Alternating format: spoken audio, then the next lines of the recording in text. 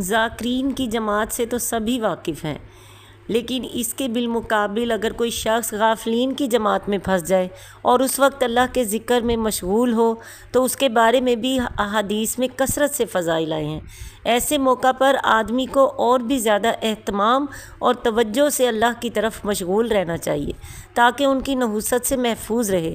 حدیث میں آیا ہے کہ غافلین کی جماعت میں اللہ کا ذکر کرنے والا ایسا ہے جیسا کہ جہاد میں بھاگنے والوں کی جماعت میں سے کوئی شخص جم کر مقابلہ کرے۔ نیز وہ ایسا ہے جیسے اندھیرے میں چراغ، نیز وہ ایسا ہے جیسے پت جھڑ والے درختوں میں کوئی شاداب سرسبز درخت ہو۔ ایسے شخص کو حق تعالی شانہ